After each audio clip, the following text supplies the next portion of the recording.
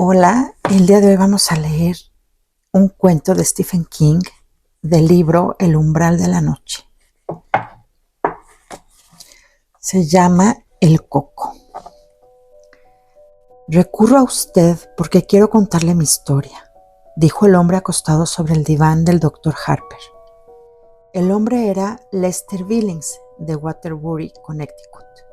Según la ficha de la enfermera Vickers, tenía 28 años. Trabajaba para una empresa industrial de Nueva York, estaba divorciado y había tenido 3 hijos, todos muertos. No puedo recurrir a un cura porque no soy católico. No puedo recurrir a un abogado porque no he hecho nada que deba consultar con él. Lo único que hice fue matar a mis hijos, de uno en uno. Los maté a todos. El Dr. Harper puso en marcha el magnetófono. Billings estaba duro como una estaca sobre el diván, sin darle un ápice de sí. Sus pies sobresalían, rígidos, por el extremo. Era la imagen de un hombre que se sometía a una humillación necesaria. Tenía las manos cruzadas sobre el pecho, como un cadáver. Sus facciones se mantenían escrupulosamente compuestas. Miraba el simple cielo raso, blanco, de paneles, como si por su superficie desfilaran de escenas e imágenes. ¿Quiere decir que los mató realmente? ¿O no? Un movimiento impaciente de la mano. Pero fui el responsable. Denny en 1967, Shirl en 1971 y Andy este año. Quiero contárselo. El Dr. Harper no dijo nada. Le pareció que Billings tenía un aspecto demacrado y envejecido. Su cabello raleaba. Su tez estaba pálida. Sus ojos encerraban todos los secretos miserables del whisky. Fueron asesinados, ¿se entiende? Pero nadie lo cree. Si lo creyeran, todo se arreglaría. ¿Por qué? Porque Billings se interrumpió y se irguió bruscamente sobre los codos, mirando hacia el otro extremo de la habitación.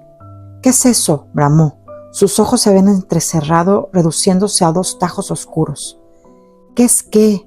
Esa puerta. El armario empotrado, respondió el Dr. Harper, donde cuelgó mi abrigo y dejó mis chanclos. Ábralo, quiero ver lo que hay dentro. El Dr. Harper se levantó en silencio, atravesó la habitación y abrió la puerta. Dentro, una gabardina marrón colgaba de una de las 4 o 5 perchas. Abajo había un par de chanclos relucientes. Dentro de uno de ellos había un ejemplar cuidadosamente doblado del New York Times. Eso era todo. ¿Conforme?, preguntó el Dr. Harper. Sí. Billings dejó de apoyarse sobre los codos y volvió a la posición anterior. Decía, manifestó el Dr. Harper mientras volvía a su silla, que si se pudiera probar el asesinato de sus 3 hijos, todos sus problemas se solucionarían. ¿Por qué? Me mandarían a la cárcel, explicó Billings inmediatamente, para toda la vida. Y en una cárcel uno puede ver lo que hay dentro de todas las habitaciones. Todas las habitaciones. Sonrió a la nada. ¿Cómo fueron asesinados sus hijos? No trate de arrancármelo por la fuerza. Billings se volvió y miró a Harper con expresión aviesa. Se lo diré, no se preocupe. No soy uno de esos chalados que se pasean por el mundo y pretenden ser Napoleón o que justifican haberse aficionado a la heroína porque la madre no los quería. Sé que no me creerá. No me interesa, no importa. Me bastará con contárselo. Muy bien, el Dr. Harper extrajo su pipa. Me casé con Rita en 1965. Yo tenía 21 años y ella 18. Estaba embarazada. Ese hijo fue Denny. Sus labios se contorsionaron para formar una sonrisa gomosa, grotesca, que desapareció en un abrir y cerrar de ojos. Tuve que dejar la universidad y buscar empleo, pero no me importó. Los amaba a los 2. Éramos muy felices. Rita volvió a quedar embarazada poco después del nacimiento de Denny y Shirl vino al mundo en diciembre de 1966. Andy nació en el verano de 1969, cuando Denny ya había muerto. Andy fue un accidente. Eso dijo Rita. Aseguró que a veces los métodos anticonceptivos fallan. Yo sospecho que fue más que un accidente. Los hijos atan al hombre, usted sabe. Eso les gusta a las mujeres. sobre todo cuando el hombre es más inteligente que ellas. ¿No le parece? Harper emitió un gruñido neutro. Pero no importa, a pesar de todo los quería. Lo dijo con tono casi vengativo, como si hubiera amado a los niños para castigar a su esposa. ¿Quién mató a los niños?, preguntó Harper. El Coco, respondió inmediatamente Lester Billings. El Coco los mató a todos. Sencillamente salió del armario y los mató. Se volvió y sonrió. Claro, usted cree que estoy loco, lo veo en su cara, pero no me importa. Lo único que deseo es desahogarme e irme. Le escucho, dijo Harper. Todo comenzó cuando Denny tenía casi 2 años y Shirl era apenas una bebé. Denny empezó a llorar cuando Rita lo tenía en la cama. Verá, teníamos un apartamento de 2 dormitorios. Shirl dormía en una cuna en nuestra habitación. Al principio pensé que Denny lloraba porque ya no podía llevarse el biberón a la cama. Rita dijo que no nos obstináramos, que tuviéramos paciencia, que le diéramos el biberón y que él ya lo dejaría solo. Pero así es como los chicos se echan a perder. Si eres tolerante con ellos, los malcrías. Después te hacen sufrir. Se dedican a violar chicas, ¿sabe? O empiezan a drogarse. O se hacen maricas. ¿Se imagina lo horrible que es despertar una mañana y descubrir que su chico, su hijo varón, es marica? Sin embargo, después de un tiempo, cuando vimos que no se acostumbraba, empecé a acostarle yo mismo, y si no dejaba de llorar, le daba una palmada. Entonces Rita dijo que repetía a cada rato, luz, luz. Bueno, no sé, ¿quién entiende lo que dicen los niños tan pequeños? Solo las madres lo saben.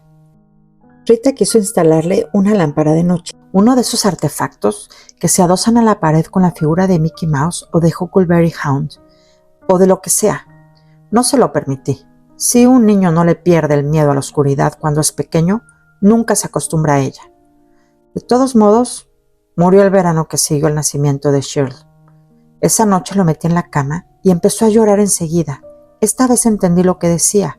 Señaló directamente el armario cuando lo dijo. ¡El Coco!, gritó. ¡El Coco, papá!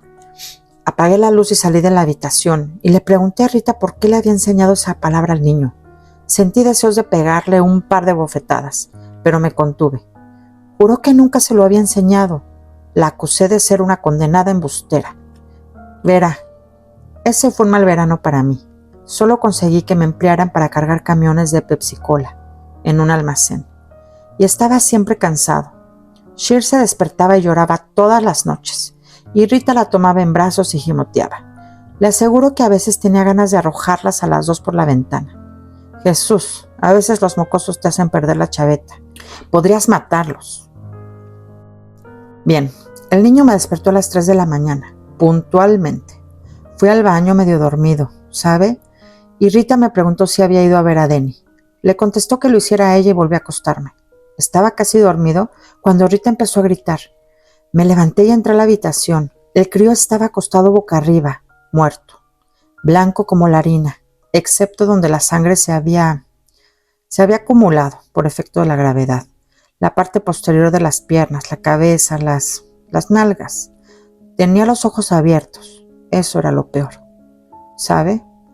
Muy dilatados y vidriosos, como los de las cabezas de alce que algunos tipos cuelgan sobre la repisa, como las fotos de esos chinitos de Vietnam, pero un crío norteamericano no debería tener esa expresión.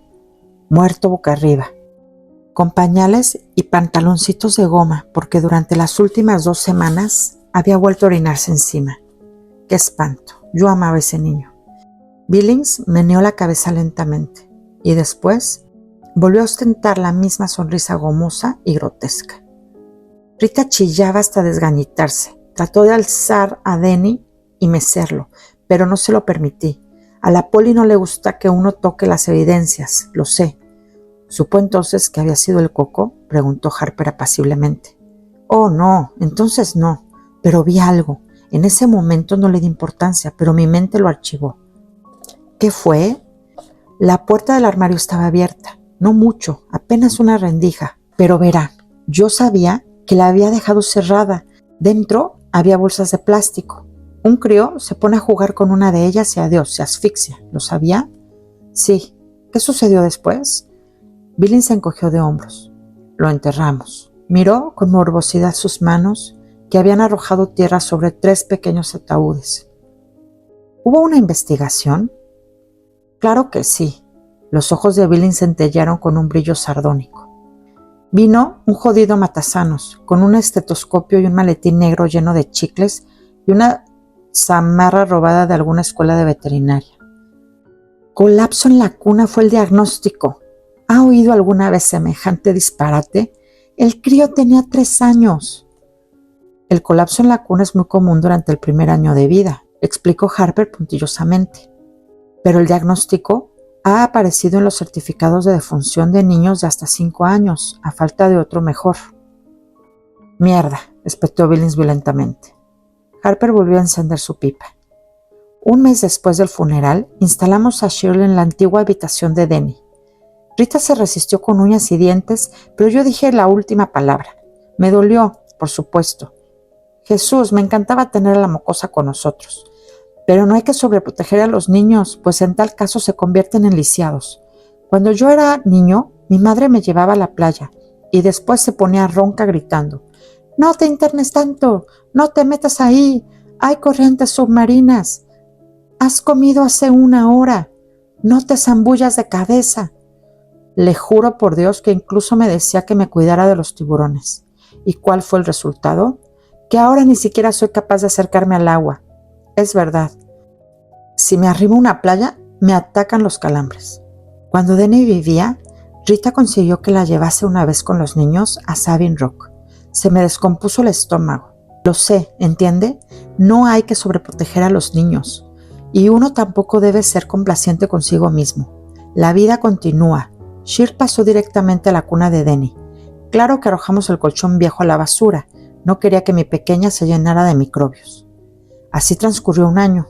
Y una noche, cuando estoy metiendo a Shirley en su cuna, empieza a aullar y chillar y llorar. «¡El coco, papá! ¡El coco! ¡El coco!». Eso me sobresaltó. Decía lo mismo que Denny y empecé a recordar la puerta del armario, apenas entreabierta cuando lo encontramos. Quise llevarla por esa noche a nuestra habitación. ¿Y la llevó? No. Billings se miró las manos y sus facciones se convulsionaron. ¿Cómo podía confesarle a Rita que me había equivocado? Tenía que ser fuerte. Ella había sido siempre una marioneta. Recuerde con cuánta facilidad se acostó conmigo cuando aún no estábamos casados. Por otro lado, dijo Harper, recuerde con cuánta facilidad usted se acostó con ella.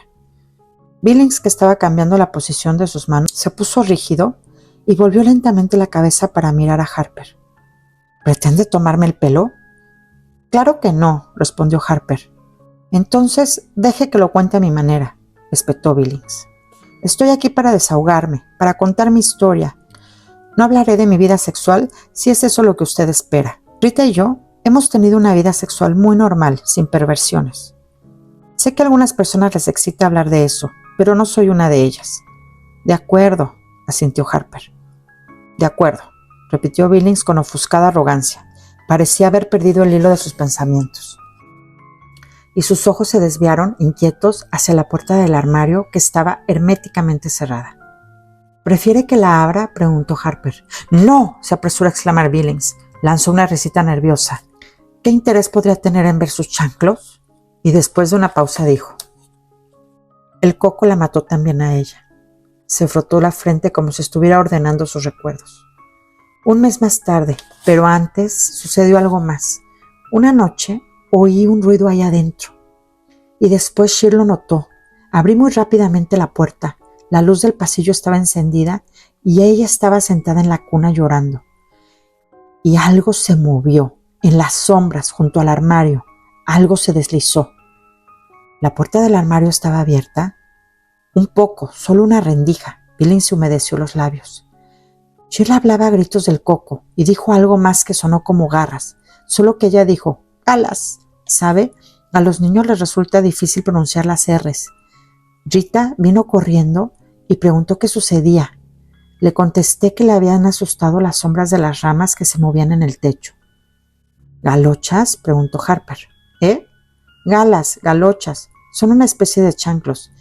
Quizás había visto las galochas en el armario y se refería a eso. Quizás, murmuró Billings. Quizás se refería a eso, pero yo no lo creo. Me pareció que decía garras. Sus ojos empezaron a buscar otra vez la puerta del armario. Garras, largas garras. Su voz se había reducido a un susurro.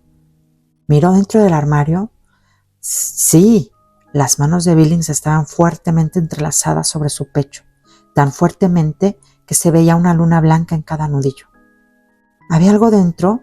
No vi nada, chilló Billings de súbito, y las palabras brotaron atropelladamente como si hubieran arrancado un corcho negro del fondo de su alma. Cuando murió la encontré yo, verá, y estaba negra, completamente negra. Se había tragado la lengua, y estaba negra como una negra de un espectáculo de negros. Y me miraba fijamente. Sus ojos parecían los de un animal embalsamado, muy brillantes y espantosos, como canicas vivas, como si estuvieran diciendo: me pilló papá, tú dejaste que me pillara, tú me mataste, tú le ayudaste a matarme. Su voz se apagó gradualmente. Un solo lagrimón silencioso se deslizó por su mejilla. Fue una convulsión cerebral, ¿sabe? A veces le sucede a los niños. Una mala señal del cerebro. Le practicaron la autopsia en Hartford y nos dijeron que se había asfixiado al tragarse la lengua durante una convulsión. Y yo tuve que volver solo a casa porque Rita se quedó allí, bajo el efecto de los sedantes. Estaba fuera de sí. Tuve que volver solo a casa y sé que a un crío no le atacan las convulsiones por una alteración cerebral. Las convulsiones pueden ser el producto de un susto y yo tuve que volver solo a la casa donde estaba eso. Dormía en el sofá, susurró, con la luz encendida. ¿Sucedió algo? Tuve un sueño, contestó Billings. Estaba en una habitación oscura y había algo que yo no podía ver bien. Estaba en el armario, hacía un ruido vicioso. Me recordaba un cómic que había leído en mi infancia, Cuentos de la cripta. ¿Lo conoce? Jesús, había un personaje llamado Graham Ingles, capaz de invocar a los monstruos más abominables del mundo y algunos de otros mundos. Bueno, de todos modos, en este relato, una mujer ahogaba a su marido, ¿entiende? Le ataba unos bloques de cemento a los pies y lo arrojaba a una cantera inundada. Pero él volvía. Estaba totalmente podrido y de color negro verdoso, y los peces le habían devorado un ojo y tenía algas enredadas en el pelo. Volvía y la mataba, y cuando me desperté en mitad de la noche, pensé que lo encontraría inclinándose sobre mí con garras, largas garras. El doctor Harper consultó el reloj digital embutido en su mesa. Lester Billings estaba hablando desde hacía casi media hora. Cuando su esposa volvió a casa, dijo: ¿cuál fue su actitud con respecto a usted?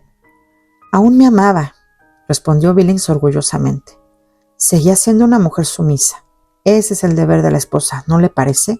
La liberación femenina solo sirve para aumentar el número de chalados. Lo más importante es que cada cual sepa ocupar su lugar, su sitio en la vida. Eso es, Billings hizo charrasquear los dedos, y la mujer debe seguir al marido. Durante los primeros 4 o 5 meses que siguieron a la desgracia, estuvo bastante mustia. Arrastraba los pies por la casa, no cantaba, no veía la televisión, no reía. Yo sabía que se sobrepondría. Cuando los niños son tan pequeños, uno no llega a encariñarse tanto. Después de un tiempo, hay que mirar su foto para recordar cómo eran exactamente. Quería otro bebé, agregó con tono lúgubre. Le dije que era una mala idea. No de forma definitiva, sino por un tiempo. Le dije que era hora de que nos conformáramos y empezáramos a disfrutar el uno del otro. Antes nunca habíamos tenido la oportunidad de hacerlo. Si queríamos ir al cine, teníamos que buscar una babysitter. No podíamos ir a la ciudad a ver un partido de fútbol si los padres de ella no aceptaban cuidar a los críos, porque mi madre no quería tener tratos con nosotros. Denny había nacido demasiado poco tiempo después de que nos casamos, ¿entiende? Mi madre dijo que Rita era una zorra, una vulgar trotacalles.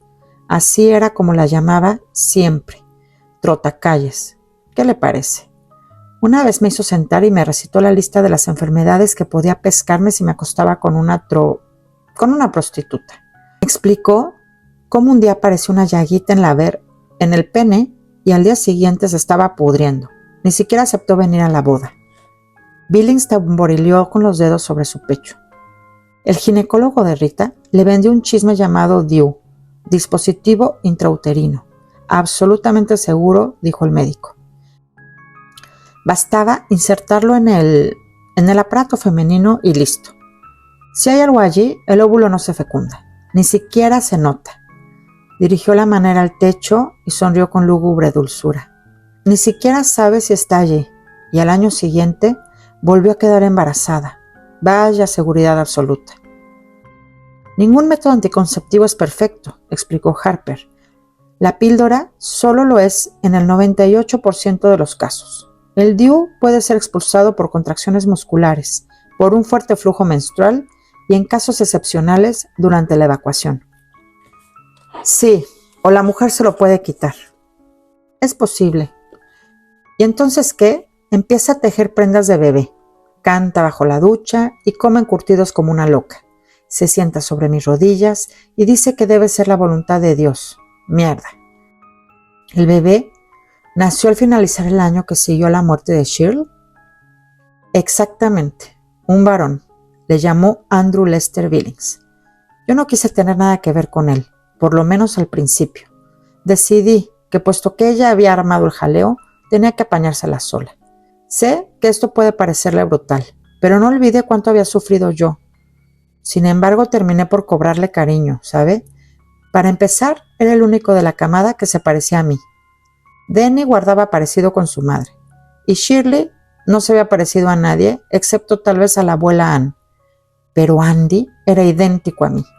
Cuando volvía de trabajar iba a jugar con él. Me cogía solo el dedo y sonreía y gorgoteaba. A las 9 semanas, yo sonreía como su papá. ¿Cree lo que le estoy contando? Y una noche, hete aquí que salgo de una tienda con un móvil para colgar sobre la cuna del crío. Yo que siempre he pensado que los críos no valoran los regalos hasta que tienen edad suficiente para dar las gracias.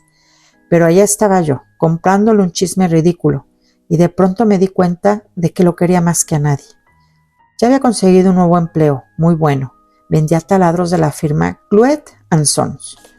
Había prosperado mucho, y cuando Andy cumplió 1 año, nos mudamos a Waterbury. La vieja casa tenía demasiados malos recuerdos, y demasiados armarios. El año siguiente fue el mejor para nosotros. Daría todos los dedos de la mano derecha por poder vivirlo de nuevo. Aún había guerra en Vietnam, y los hippies seguían paseándose desnudos, y los negros vociferaban mucho, pero nada de eso nos afectaba. Vivíamos en una calle tranquila, con buenos vecinos. Éramos felices, resumió sencillamente. Un día le pregunté a Rita si no estaba preocupada. Usted sabe, dicen que no hay 2 sin 3. Contestó que eso no se aplicaba a nosotros, que Andy era distinto, que Dios lo había rodeado con un círculo mágico. Billings miró el techo con expresión morbosa. El año pasado no fue tan bueno. Algo cambió en la casa. Empecé a dejar los chanclos en el vestíbulo porque ya no me gustaba abrir la puerta del armario. Pensaba constantemente. ¿Y qué harás si está ahí dentro, agazapado y listo para abalanzarse apenas abras la puerta? Y empecé a imaginar que oía ruidos extraños, como si algo negro y verde y húmedo se estuviera moviendo apenas allá adentro. Rita me preguntaba si no trabajaba demasiado, y empecé a insultarla como antes. Me revolvía el estómago dejarlos solos para ir a trabajar, pero al mismo tiempo me alegraba salir. Que Dios me ayude, me alegraba salir. Verá, empecé a pensar que nos había perdido durante un tiempo cuando nos mudamos. Había tenido que buscarnos deslizándose por las calles durante la noche y quizá reptando por las alcantarillas, olfateando nuestro rastro. Necesitó 1 año, pero nos encontró. Ha vuelto, me dije. Le apetece a Andy y le apetezco yo. Empecé a sospechar que quizá, si piensas mucho tiempo en algo y crees que existe, termina por corporizarse. Quizá todos los monstruos con los que nos asustaban cuando éramos niños, Frankenstein y el hombre lobo y la momia, existían realmente. Existían en la medida suficiente para matar a los niños que aparentemente habían caído en un abismo o se habían ahogado en un lago o tan solo habían desaparecido. Quizá ¿Se está evadiendo de algo, señor Billings? Billings permaneció un largo rato callado. En el reloj digital pasaron 2 minutos. Por fin dijo bruscamente: Andy murió en febrero. Rita no estaba en casa. Había recibido una llamada de su padre. Su madre había sufrido un accidente de coche un día después de Año Nuevo y creían que no se salvaría. Esa misma noche, Rita cogió el autobús. Su madre no murió, pero estuvo mucho tiempo, 2 meses, en la lista de pacientes graves. Yo tenía una niñera excelente que estaba con Andy durante el día, pero por la noche nos quedábamos solos y las puertas de los armarios porfiaban en abrirse. Billings se humedeció los labios. El niño dormía en la misma habitación que yo. Es curioso. Además, una vez cuando cumplió 2 años, Rita me preguntó si quería instalarlo en otro dormitorio. Spock u otro de esos charlatanes sostiene que es malo que los niños duerman con los padres, ¿entiende? Se supone que eso les produce traumas sexuales o algo parecido. Pero nosotros solo lo hacíamos cuando el crío dormía y no quería mudarlo. Tenía miedo después de lo que les había pasado a Denny y a Shirley. «Pero lo mudó, ¿verdad?», preguntó el doctor Harper. «Sí», respondió Billings. En sus facciones apareció una sonrisa enfermiza y amarilla. «Lo mudé». Otra pausa. Billings hizo un esfuerzo para proseguir. «Tuve que hacerlo», espetó por fin.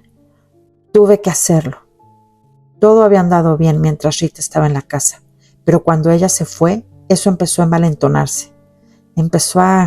Giró los ojos hacia Harper y mostró los dientes con una sonrisa feroz. «Oh, no me creerá. Sé qué es lo que piensa. No soy más que otro loco de su fichero. Lo sé, pero usted no estaba allí, maldito fisgón». Una noche, todas las puertas de la casa se abrieron de par en par. Una mañana, al levantarme, encontré un rastro de cieno e inmundicia en el vestíbulo, entre el armario de los abrigos y la puerta principal. ¿Eso salía o entraba?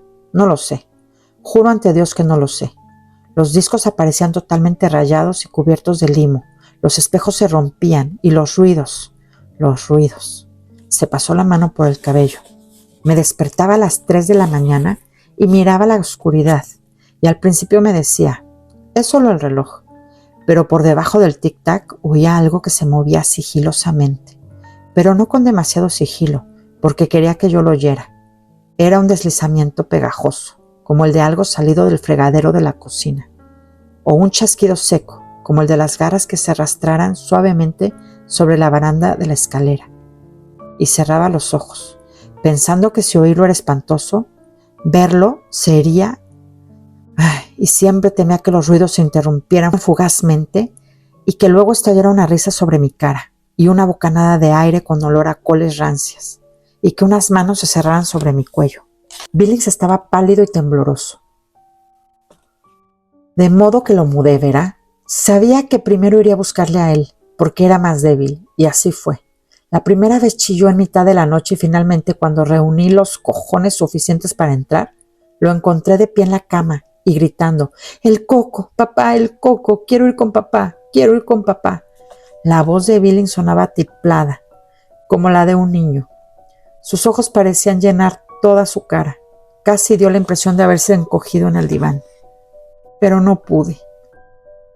El tono atiplado infantil perduró. No pude. Y 1 hora más tarde oí un alarido sobrecogedor, borboteante, y me di cuenta de que le amaba mucho, porque entré corriendo sin siquiera encender la luz. Corrí. Oh, Jesús, María y José, le había atrapado. Le sacudía como un perro sacude un trapo, y vi algo con unos repulsivos hombros encorvados y una cabeza de espantapájaros, y sentí un olor parecido al que despide un ratón muerto en una botella de gaseosa, y oí. Su voz se apagó, y después recobró el timbre adulto. Oí cómo se quebraba el cuello de Andy. La voz de Billings sonó fría y muerta. Fue un ruido semejante al del hierro que se quiebra cuando uno patina sobre un estanque en invierno. ¿Qué sucedió después? Oh, eché a correr, respondió Billings con la misma voz fría, muerta. Fui a una cafetería que estaba abierta durante toda la noche. ¿Qué le parece esto como prueba de cobardía? Me metí en una cafetería y bebí 6 tazas de café. Después volví a casa. Ya amanecía. Llamé a la policía aún antes de subir al primer piso. Estaba tumbado en el suelo mirándome, acusándome. Había perdido un poco de sangre por una oreja, pero solo una rendija. Se cayó. Harper miró el reloj digital. Habían pasado 50 minutos. Pídale una hora a la enfermera, dijo. Los martes y jueves. Solo he venido a contarle mi historia, respondió Billings, para desahogarme. Le mentí a la policía, ¿sabe? Dije que probablemente el crío había tratado de bajar de la cuna por la noche. Y se lo tragaron. Claro que sí. Eso era lo que parecía. Un accidente, como los otros. Pero Rita comprendió la verdad. Rita comprendió, finalmente. Se cubrió los ojos con el antebrazo derecho y empezó a sollozar. Señor Billings, tenemos que conversar mucho, manifestó el doctor Harper, después de una pausa. Creo que podremos eliminar parte de sus sentimientos de culpa, pero antes tendrá que desear realmente librarse de ellos. ¿Acaso piensa que no lo deseo?, exclamó Billings, apartando el antebrazo de sus ojos. Estaban rojos, irritados, doloridos. Aún no, prosiguió Harper afablemente. ¿Los martes y jueves? Maldito curandero, masculló Billings después de un largo silencio. Está bien, está bien. Pídale ahora a la enfermera, señor Billings. Adiós. Billings soltó una risa hueca y salió rápidamente de la consulta sin mirar atrás. La silla de la enfermera estaba vacía. Sobre el secante del escritorio había un cartelito que decía: «Vuelvo enseguida». Billings se volvió y entró nuevamente en la consulta. «Doctor, su enfermera...» No había nadie en la habitación, pero la puerta del armario estaba abierta, solo una pequeña rendija. «¡Qué lindo!», dijo la voz desde el interior del armario. «¡Qué lindo!». Las palabras sonaron como si hubieran sido articuladas por una boca llena de algas descompuestas. Billings se quedó paralizado donde estaba mientras la puerta del armario se abría. Tuvo una vaga sensación de tibieza en el bajo vientre cuando se orinó encima. «¡Qué lindo!», dijo el coco mientras salía arrastrando los pies. Aún sostenía su máscara del doctor Harper en una mano podrida, de garras espatuladas. ¿Qué les pareció?